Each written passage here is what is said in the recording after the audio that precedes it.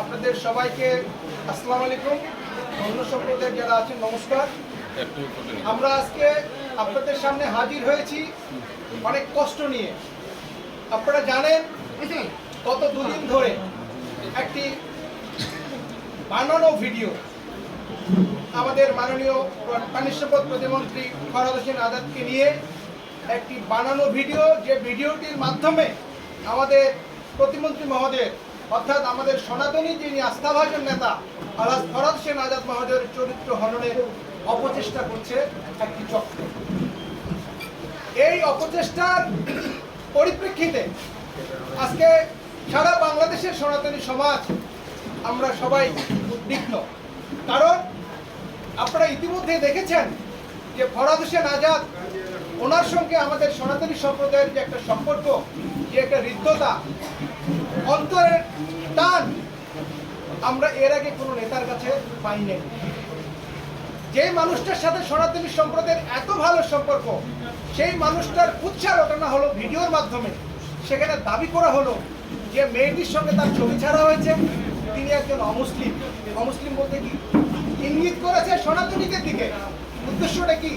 উদ্দেশ্য হলো সনাতনীদের সঙ্গে তার যে একটা আন্তরিকতা, বিশ্বাসের জায়গা, আস্থার জায়গা, সেই বিশ্বাসের জায়গা, সেই আস্থার জায়গাটিতে ফাটল সৃষ্টি করা। তারা সেই চেষ্টাটি করেছে ফেসবুকের মাধ্যমে ভুয়া ভিডিও বানিয়ে, এবং ইতিমধ্যে দেশের প্রথম সারির সকল গণমাধ্যম নিশ্চিত হয়েছে যে এই ভিডিওটি ছিল বানানো ভিডিও। এখানে একটা ফ্যাক্ট চেকার, তার ডিসেন্ট, হয়তো তার অনেক জিনিসের সত্যতা থাকতে পারে, কিন্তু আমাদের প্রতিমন্ত্রীকে নিয়ে তাদের যে প্রতিবেদন, আমি সেই প্রতিবেদন নিয়ে একটি কথা বলতে চাই।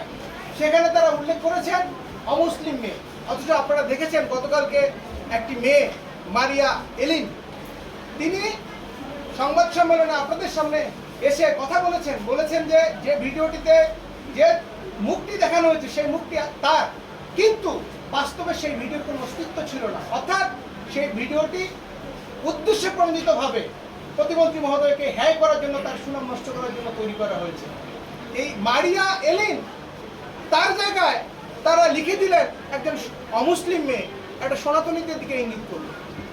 উদ্দেশ্যটা কি?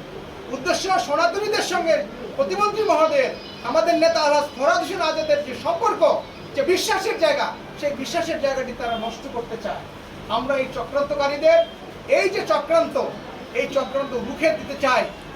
আমরা শুধু পঞ্চগড়ের না, সারা বাংলাদেশের সনাতনীরা ইতিমধ্যে আলহাজ ফরহাদ হোসেন আজাদকে চিনে। আপনারা দেখেছেন তার উদারপন্থী অসাম্প্রদায়িক কথাবার্তার জন্য সারা বাংলাদেশের সনাতনীদের কাছে তিনি প্রশংসিত হয়েছেন।